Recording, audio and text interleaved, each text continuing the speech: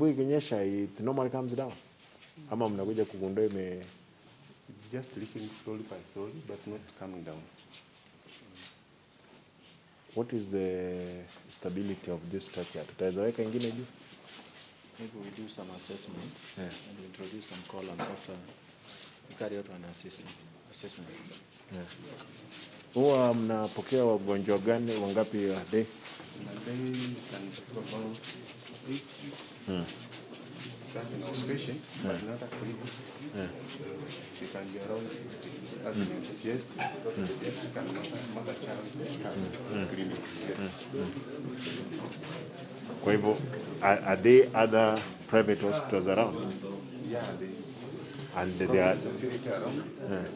There's an SDA mission, and then we have from here we have Ichuni. That's the nearest facility. So private facilities around. Private. Yes. Kwa hivyo, this facility serves the people of this. Hakuna ile ndogo ndogo mahali mnauzanga dawa? No. Mnauzanga dawa wapi? Bifahamu teki wapi? Yes. Mnauzanga madawa wapi hapa? We normally dispense. We don't sell drugs. We dispense to our pharmacy. They come, they pick a card, they sit with the clinic officer. Is Nani here? This guy of finance? Yes. Wait. See, there is a fraud here. Yeah, especially from the accountant. Yes.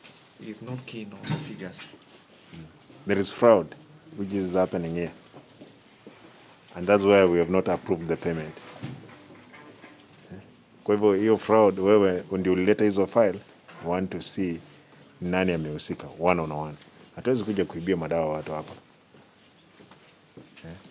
Na wewe unakuja na files uniambii, uangalie, wewe unataka tu payment.